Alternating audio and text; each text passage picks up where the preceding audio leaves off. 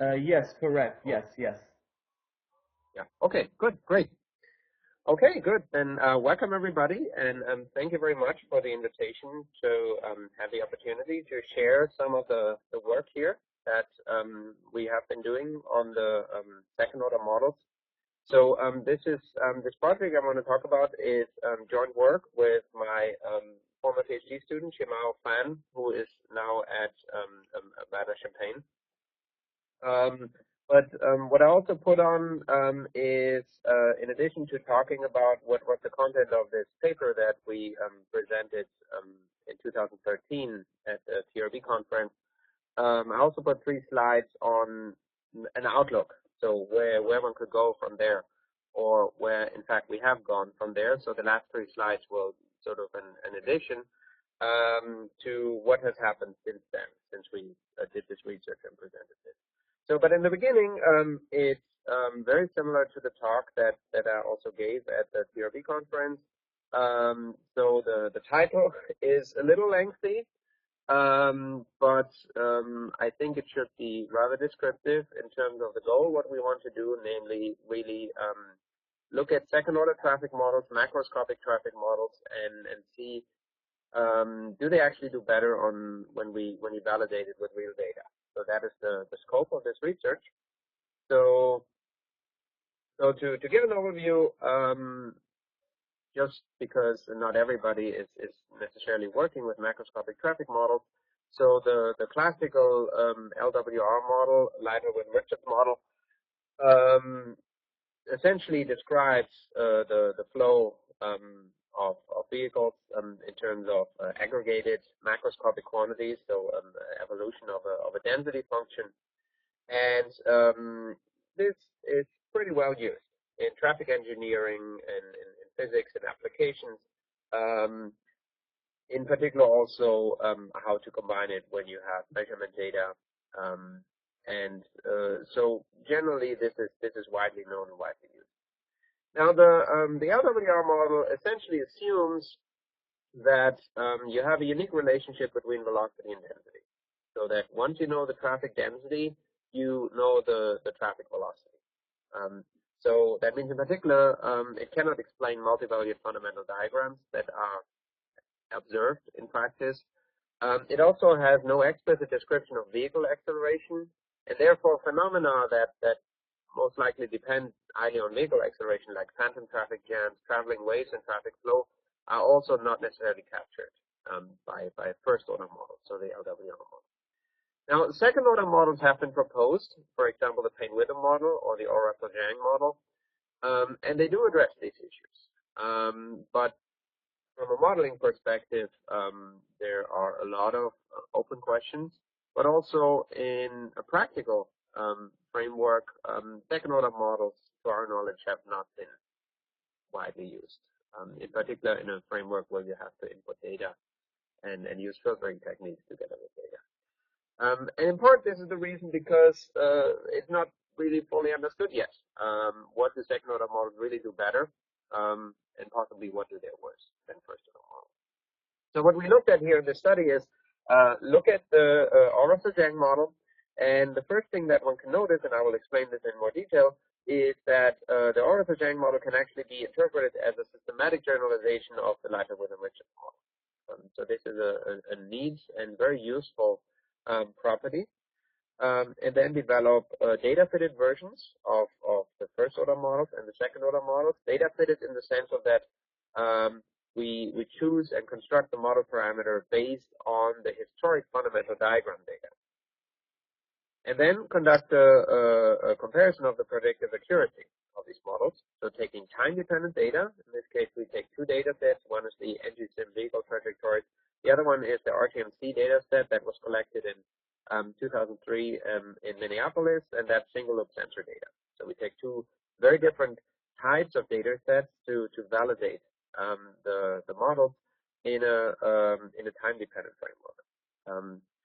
The comparison is carried out in a macroscopic sense, so that is something that has to be stressed. Now, when you take a PDE model, a partial differential equation model, and you discretize it using a Godinez scheme, you essentially recover a cell transmission model. So this is an important relation between macroscopic models and cell transmission models. But at the moment where you choose a cell transmission model with a cell width that is not really small, you introduce approximation errors in the process of this discretization. And in particular, your model, the discrete model that you would get, your cell transmission model, would depend also on the size of your cell that you choose. So you will get a different model if you choose 10 meters versus if you choose, say, 100 meters. So what we do is we essentially do the comparison in the macroscopic sense, on the macroscopic level. So we choose the discretization really small, in fact, 10 centimeters, so that these approximation errors are negligible and would really conduct the comparison on the level of the macroscopic model itself. Okay, and the underlying premise is to investigate whether second-order models have the potential to describe real traffic better and more accurately than first-order models. Okay, so moving to the next slide.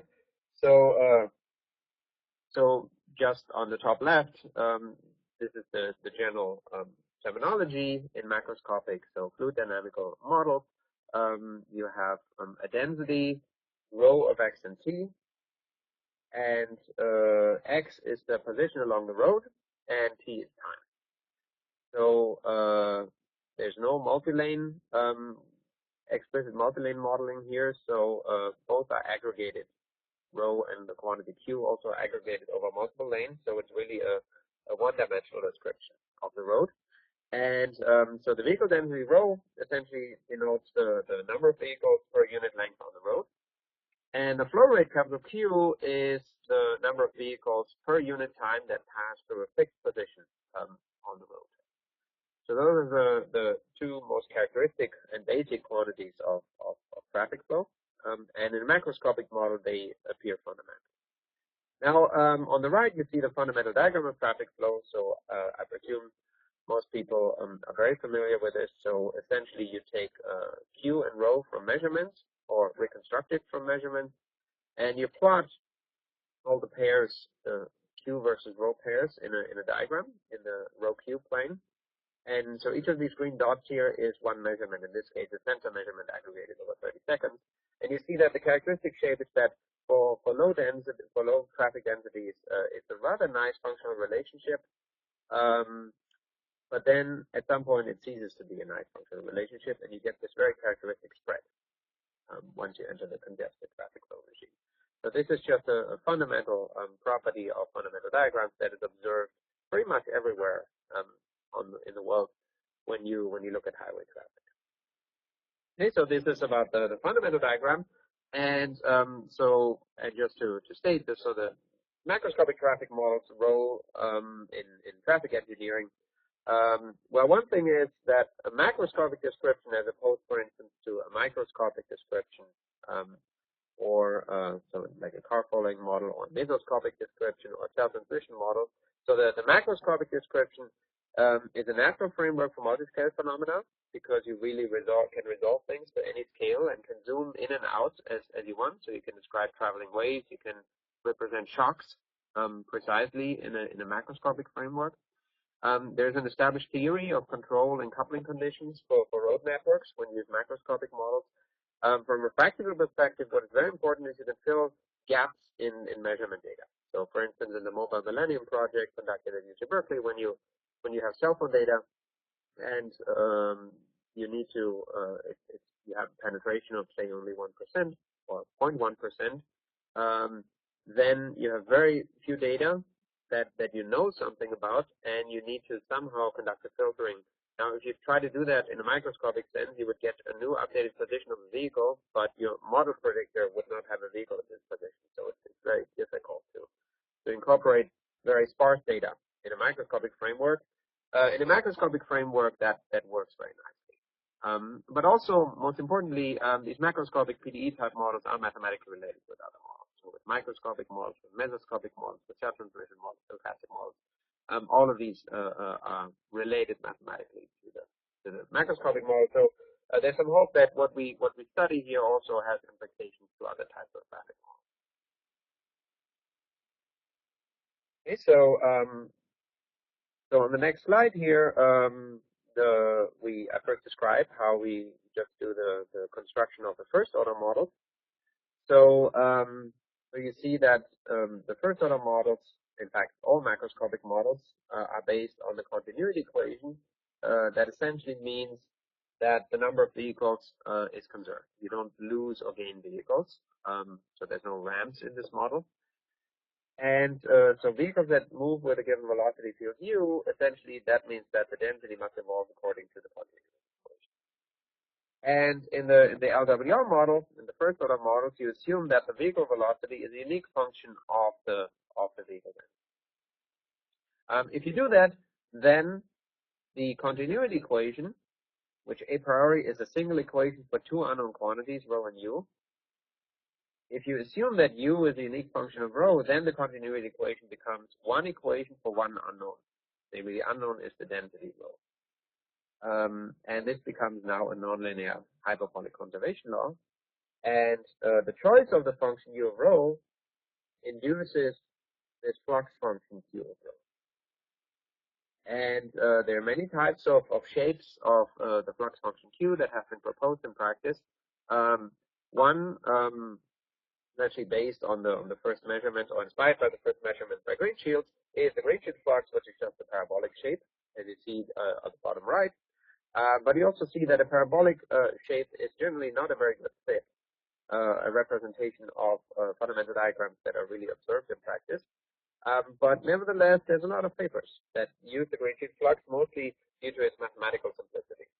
Okay, so therefore, for that reason, we also include it in the study. But we also consider a class of flux functions that are a little bit better representation of the general shape of a fundamental diagram, which you see on the top right. It, of course, does not represent the spread, but the general shape, it's possible to, in some sense, have a maximum closer to where the cloud of points would also have a maximum. Now you see this is close to the triangular flux function, the Dagrange-Null flux. There are technical reasons why in second order models one cannot use the Dagrange-Null flux itself, the triangular flux. So we use here a version that is a smooth version of this flux, which essentially is concave down everywhere. It looks straight here, but it's actually slightly concave down all the way through. And this is for technical reasons. Okay, but for the first order models, you can definitely fit these curves here, essentially using a least square stretch. So this is on the next slide.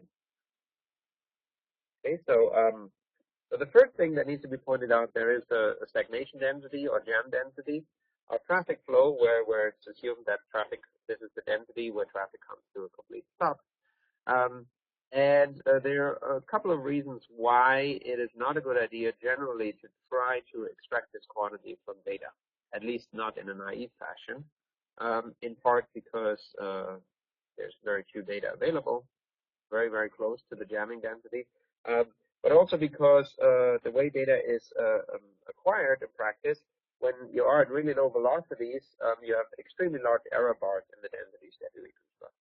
So generally, it's unless you have a really smart approach, it's not a good idea to try to extract it from data. So therefore, we just set it equal to a fixed constant, which in some sense is justified also because one could argue that the jam density does not depend so much on the driving behavior. It's pretty much a property of the road and the vehicle length. So we say rho max is, in this case, just the number of lanes divided by the vehicle length times some safety factor, which we choose. We just assume vehicle length is about 5 meters and safety factor is 1.5. So you get essentially rho max, the number of lanes divided by 7.5. Okay, this is generally what we use. Now, once you fix this rho max, then you can use a class of functions. For instance, you could use a radic function, like the Greenshield flux, or you could use the smooth version of the Dagrange-Null flux. Now, this here is a formula, a possible representation of a smooth version of the Dagrange-Null flux. It doesn't matter so much exactly what the expressions are. What matters is that you have a 3-parameter family of functions. Alpha, lambda, and p are the parameters. And what they roughly control is what is the position of the maximum flux, what is the value of the flow rate at the maximum, and what is the level of roundness near the maximum. Okay, so these are the 3 parameters. And once you have this, then you can determine a particular curve via a least squares fit to the given cloud of data. Okay, this is done, and this is what the result here is. For the Greenfield flux, since it's generally by construction a bad fit to fundamental diagram data, mostly because the Greenfield flux by construction will have its maximum flow rate at rho max over 2, but that generally is not matched by where the measurements at the maximum.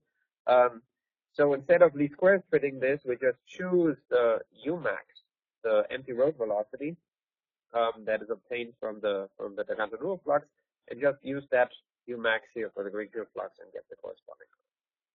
Okay, so this is how we construct the two first-order models, which we denote LWR here and LWRQ, Q standing for quadratic flux function. So in the comparisons, we will have these two models.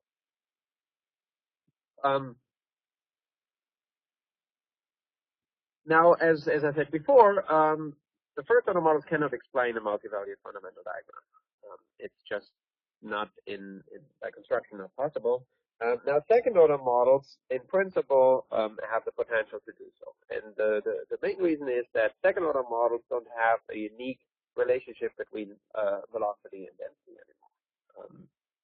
In turn, what they have is still the continuity equation, so you still have the conservation of vehicles, but then in addition, they introduce a second equation, an evolution equation for the vehicle velocity.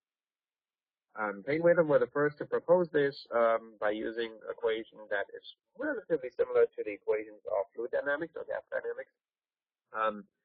Now, so there's some kind of traffic pressure that can be interpreted as modeling preventive driving, and on the right-hand side, what was the unique velocity in the LWR model now becomes a desired velocity function, and the traffic velocity relaxes in time towards the desired velocity. All Russell and independently Zhang proposed a different form that was mostly in reaction to fundamental modeling problems that the Painewhither model has, pointed out by Taganto. And they proposed a different form of the traffic pressure, which I call here H just to distinguish that it's a different function than the pressure, but also because it has a nice reinterpretation. Okay, so this is the type of model that we will look at, and for now only in its homogeneous form, so no relaxation. Okay, so this is the Russell-Zhang model, and on the next slide I will show it again and give you a way on how you can interpret this, which is very useful. So this is the Russell-Zhang model. So we have the continuity equation, conservation of vehicles, and we have the evolution equation for the density, for the velocity. And H, which I call the hesitation function, is some increasing function of rho. And without loss of generality, we use the gauge that at zero density, H is also zero. Now, this model here that is now 13 years old can be recast equivalently in a different form that gives rise to a very interesting interpretation. Namely, if I call that quantity U plus H, if I give that a new name and call it W, then you observe that the second equation, written in terms of this variable W, is just WT plus UWX is equal to 0. Okay, so the quantity W, which is U plus H, is just advected along the vehicle trajectories. Okay, so vehicles move with velocity U, and the quantity W is just advected with the vehicles. It just moves with the vehicles, which means W can be interpreted as a quantity that is specific to the vehicle, that moves with the vehicle, and with the choices that we have above here, you can interpret the Russell-Zhang model as vehicles. The traffic density evolves according to the continuity equation, okay, so conservation of vehicles. Each vehicle carries a property W, that's a number, and if you want to find the vehicle velocity, you find it by taking this property W of each vehicle and subtract the hesitation function. In other words, the actual vehicle velocity is the quantity W reduced by the hesitation function that is an increasing function of the density. Okay, so therefore one can interpret this W as the empty road velocity of a vehicle. Namely, if rho is equal to 0, in that case, H is equal to 0, and therefore U would be equal to W. So if you're alone on the road, your actual velocity would be equal to W, the empty road velocity. But if you have more vehicles around you, your velocity is actually reduced by exactly the hesitation function. Okay, so this is the Orosov-Zhang model reinterpreted, and that in particular gives rise to an interesting interpretation, namely instead of having a unique functional relationship between u and rho, you now have a family of curves that are shifted up or down according to the choice of the quantity W. So here you see it on the right in the picture. The red curve, it would be the unique velocity curve obtained from the LWR model. And the Orosov-Zhang model now induces a family of curves that all are shifted up or down versions of this velocity function based on drivers having different properties. Okay, so some drivers like to drive faster, and they do that by having a larger W here, and therefore their induced velocity curve also is always faster. Or you could have drivers that are slower, and their velocity curve would be down.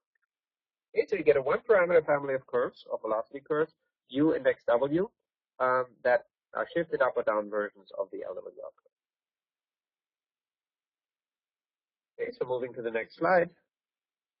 Again, to stress this, so the first order models here is the Greenfield's flux function, here's the Greenfield's velocity, here is the smooth Dagan's-Annual flux function, here's the corresponding velocity function, and here are the corresponding second order generalizations. Okay, so it is important to note that the second order models that we obtain have exactly the same amount of data fitting as the first order models. They're really generalizations. There's no extra data fitting needed. What they do is they generalize the single curve to a family of curves that is induced by drivers having different velocities. So this is an interpretation. And of course, what you see in these pictures up here on the right is already that this gives you a spread in a fundamental diagram. So this is a very, very nice mechanism that achieves. Okay, so this is the setup of the models and how they are constructed with the data fitting. So we have the first order models, we have the second order models, each of which with the two different choices of the flux functions. And now we want to validate this with data. And we do that with two different data sets. On the one hand, the engine trajectory data, on the other hand, single loop sensor data.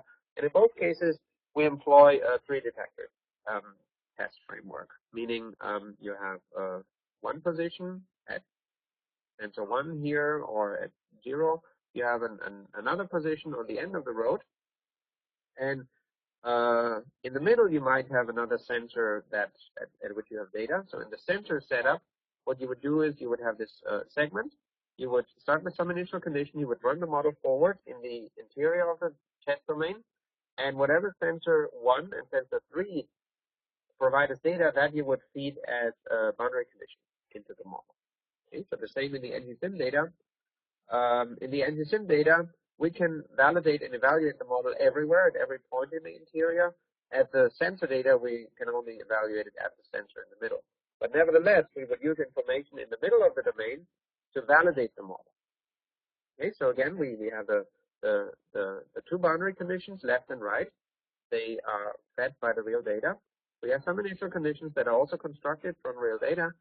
And then we run the model forward in the interior of the domain and compare what the model predicts in the interior of the domain to what the true data predicts in the interior of the domain. But what is fed into the model is only initial conditions and boundary conditions. So that really, in some sense, tests how well the dynamics of the model reproduce the dynamics of real time. Okay, so this is done with the data sets. I'm not going into all the nitty-gritty details of the data sets. I assume some people are familiar with the NGSIM data set. So essentially what you need to do is here, the main thing is that you have the vehicle trajectories, and you need to use some kernel density estimation techniques to get macroscopic field quantities. This can be done, and then you can compare the predictions.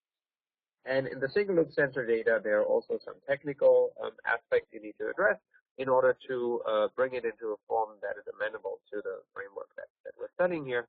But again, it can be done in the details behind the paper. Now, that being done, we can now look at results. So for instance, this is a temporal evolution here. So time goes from 4 to 4:15. And what is plotted here is the temporal evolution of the model error of different models. So what does model error mean? You see it on the top right. So once you want to quantify error, you need to first decide what do you want to actually define as a model error so that you can talk about accuracy. Now what we say here, what we're interested in is we want models that reproduce the temporal evolution of density and of velocity relatively well. So we use an error metric that involves the error in the density and the error in the velocity. And in order to be able to add these two quantities, I need to rescale them. So I rescale the error in the density by rho max and rescale the error in the velocity by u max. This allows me to get a number at every position and time. And then I can consider spatial average errors. And also I consider space-time averaged errors. So what I'm plotting here is the temporal evolution of the spatial average errors for the different models. Okay, so you see the LWRQ model, you see the LWR model, so the two first order models, and you see the corresponding second order models. So this is a temporal evolution, and what is plotted on the right here are the space-time average errors. So these are the individual numbers you can assign to the model. And note that the scale of the error here is a log scale. Okay, so going from 1/8 to 1/16, that would be a reduction of a model error of a factor of 2, which is a really big deal.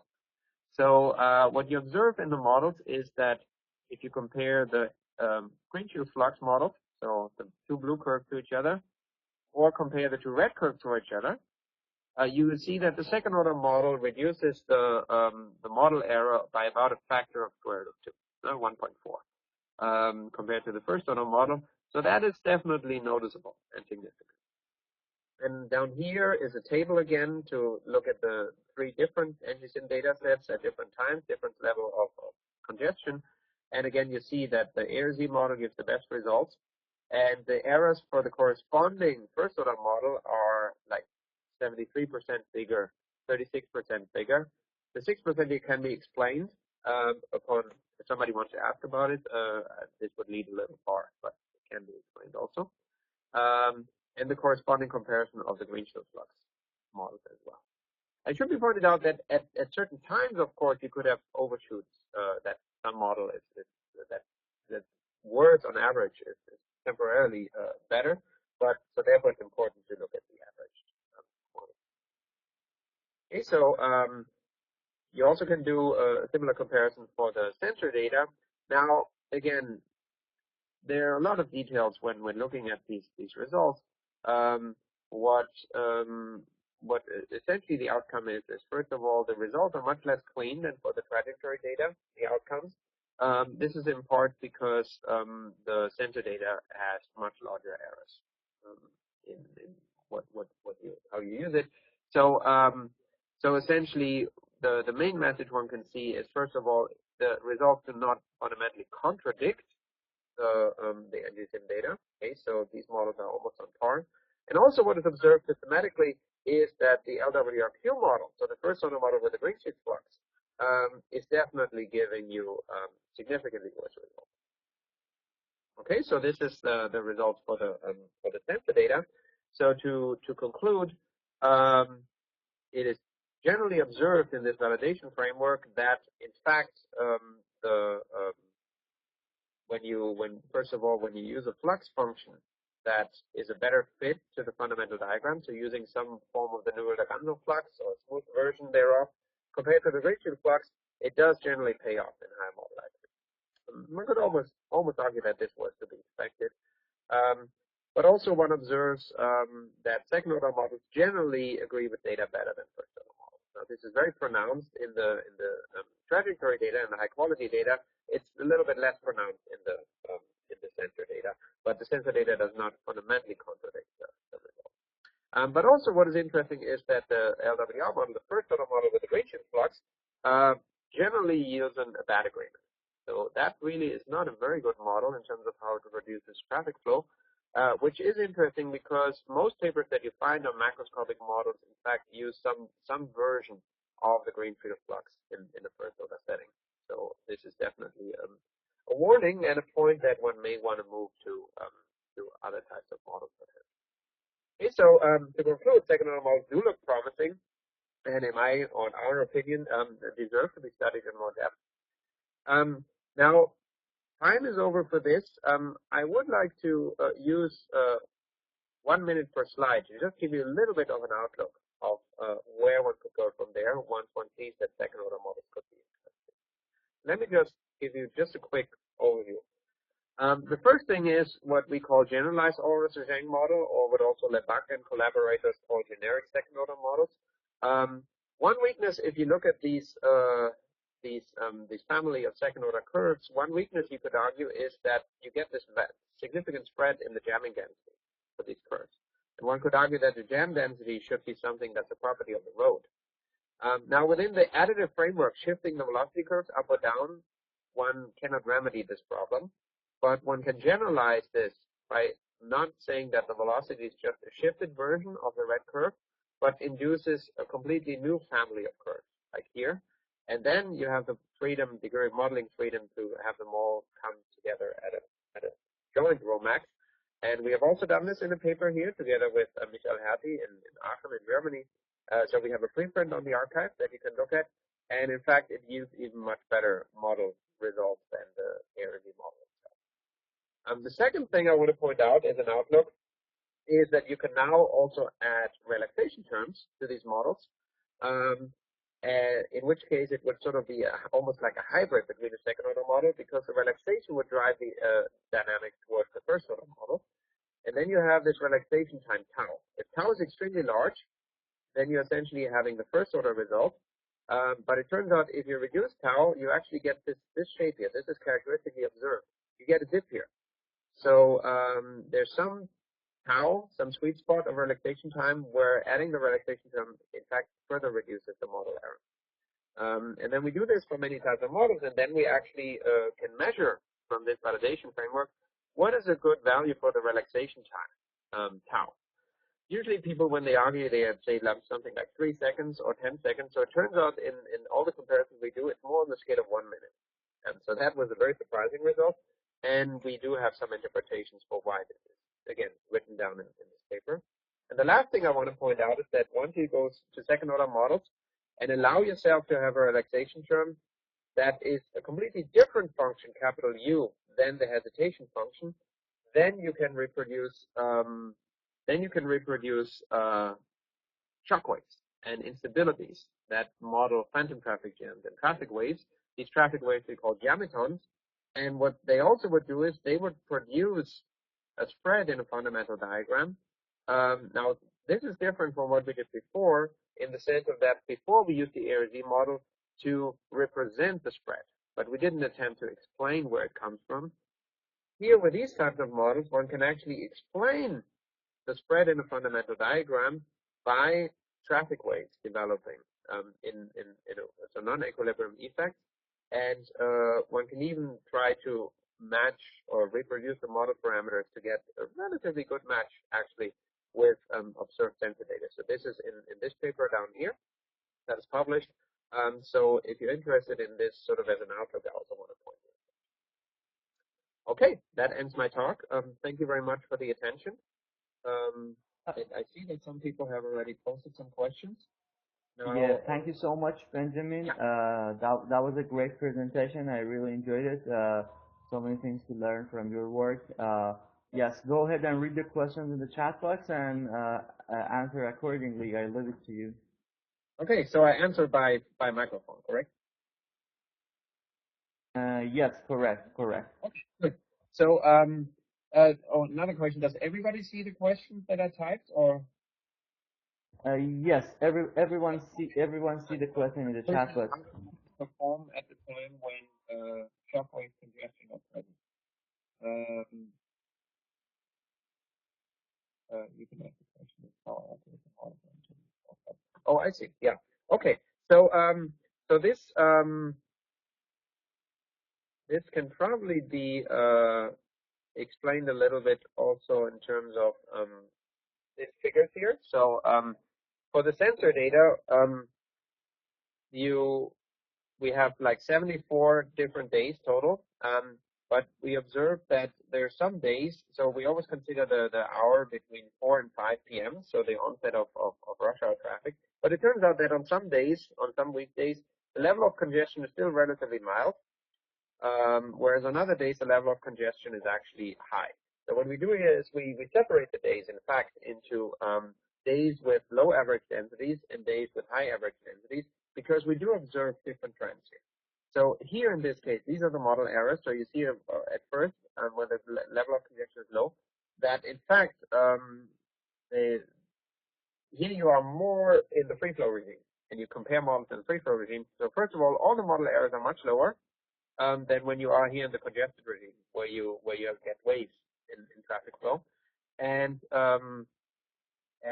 so this is the first observation. But you also observe that different models perform in a different relative performance.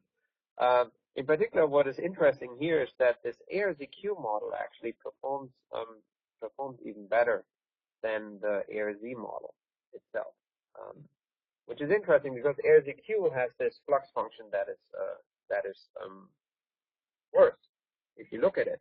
But then you can look at the, so I'm going backwards, you can look at the shapes here of these flux functions. This is the AirZQ model, this is the AirZ model, and you see by construction that in the free flow regime, both of them do produce some spread. And it turns out that this model here, when you have a traffic situation that is more in the free flow, it appears that the slightly larger spread that the AirZQ model allows actually appears to help in getting better model prediction. Now, this is not completely fully understood, but this is an interpretation that we have for this phenomenon. Now, it means that, in fact, first of all, none of these models here are perfect. So there's still things one could consider and improving, but the most important thing is that, yes, some of these models actually perform better than others in the free flow regime, and the situation is reversed when you move in the congested regime. So to answer the question, that would be definitely something worth for further. Then the next question is regarding the presence of congestion below a certain level, higher density than level of. Oh, this is a continuation of the same. Okay, I see. Yeah. Okay, good. So if there's still a question going to this topic, then I would be happy if you just retype sort of a follow-up question. So then there's Said, a common variable trend that words can only put a kind of results. Thinking in terms of the inverse, one finds that the end dynamic same spacing.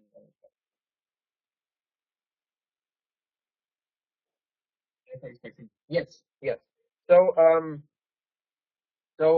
generally, one could argue that actually, let me stress that more precisely. So this W here interpreted as a property of an individual driver. But actually, in a macroscopic sense, it's not the right framework to actually think about individual drivers. What would be a better interpretation, how you can interpret this spread here, is that you have two classes of vehicles, say, for instance, cars and trucks, and that the W is the relative ratio of the particular vehicle type. So if W is 0, then you would only, in this case, you cannot interpret it as an anti-road velocity. But let's say I scale W that is between 0 and 1.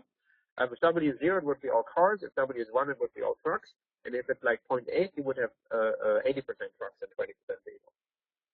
So the same framework can be used as an interpretation for this kind of two-class models.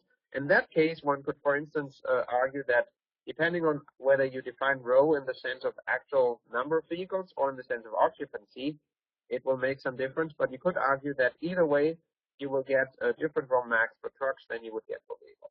In that case, in fact, one could argue, yes, you should have a spread in the rho max. The fundamental question there is, would the spread be of the way that is enforced essentially by the additive structure of the model? Let me try to get there in this Outlook slide. Okay, so here you see if I use the AirZ model, I have this up or down shift, and that together with the shape of this function enforces this particular spread in the rho max. And it doesn't give me the freedom to choose it. In the generalized Ornithal-Yang model, you don't have that the curves are shifts of each other, but are essentially independently constructed. And in the paper down here, we describe how one can do this. And we do this only by choosing a fixed rho max, but in fact, one could equally well do it by allowing a variation of rho max, but you can choose the variation in rho max rather than it being enforced on you by the additive nature as you have in the ARZ model.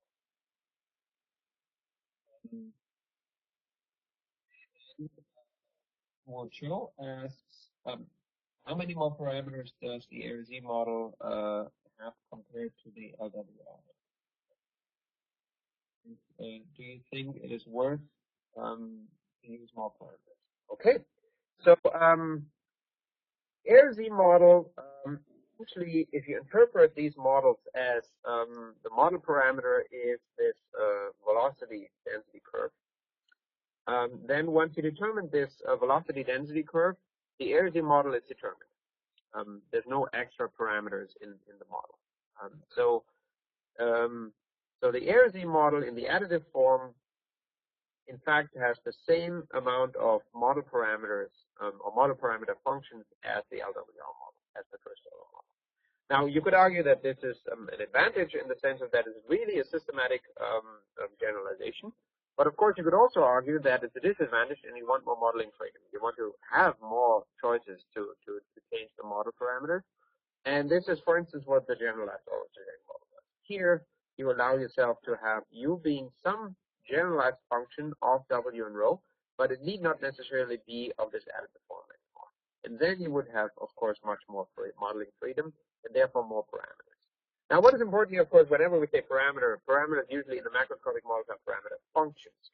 Okay, so, and once you choose a specific class of functions, for instance, here you would have only two parameters, the rho max and the V max. Here you would have three parameters in the choice.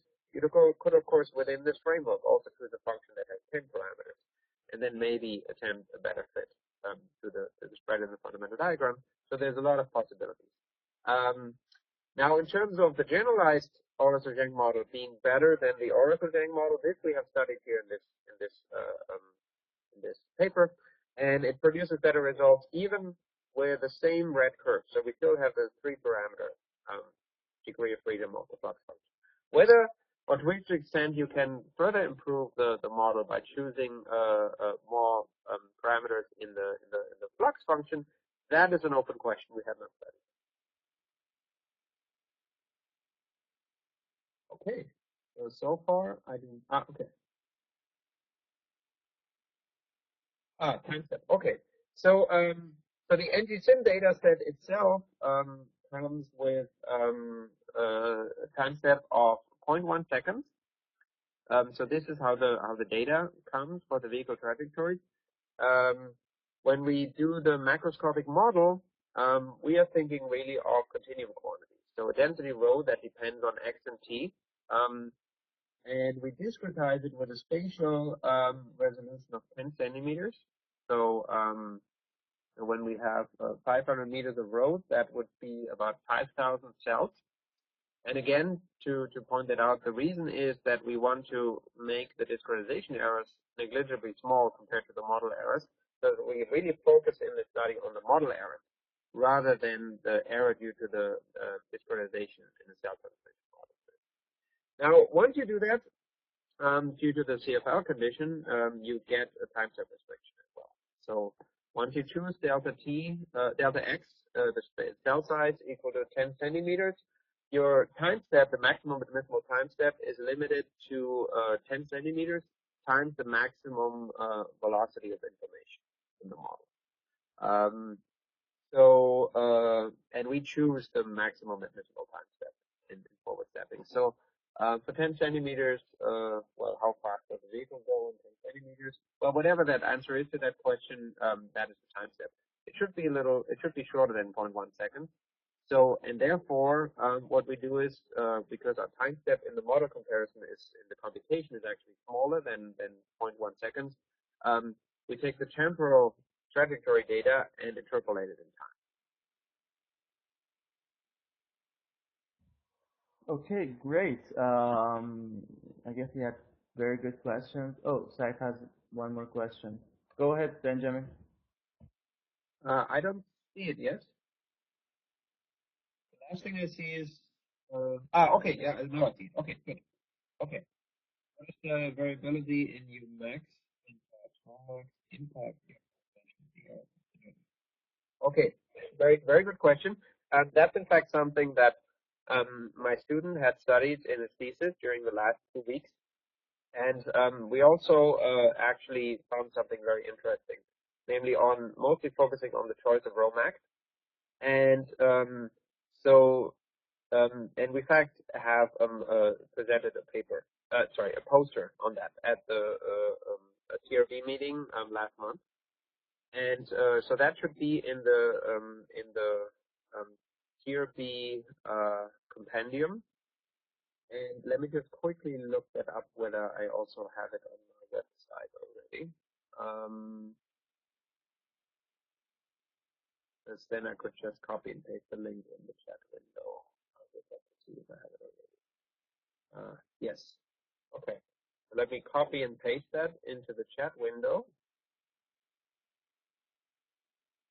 So this is a link to the poster that we have, and this line of research can be interpreted also as an extension of this here. In the sense of that, it started off by trying to investigate how do the results transfer when we change Romax. And it turns out that for some of the models, you actually get a significant change in the model accuracy. The relative ranking of the model is still preserved mostly, so the results still transfer. But there's an interesting observation, namely, it turns out that the models perform better if you choose Romax actually significantly smaller than we did. In fact, some of the models give the best. So what we have chosen here is about 133 vehicles per kilometer per lane. But in fact, we observed that some of the models give the best results if you choose something around 90 vehicles per kilometer per lane, which is remarkable in the sense of that generally, if you read in the literature, people recommend choices for Romax or something between 120 and 180 vehicles per kilometer per lane. But in fact, these models actually give rise to the suggestion that one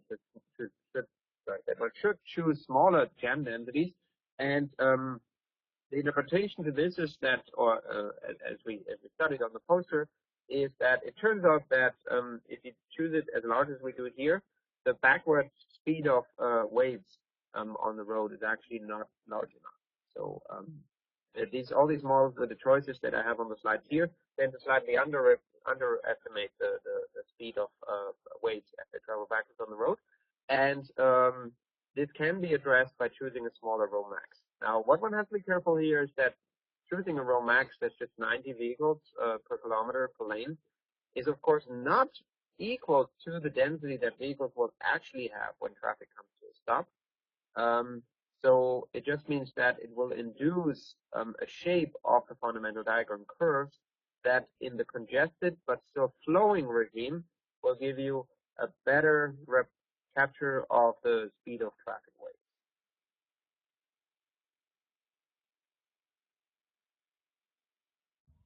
Okay. Okay, great.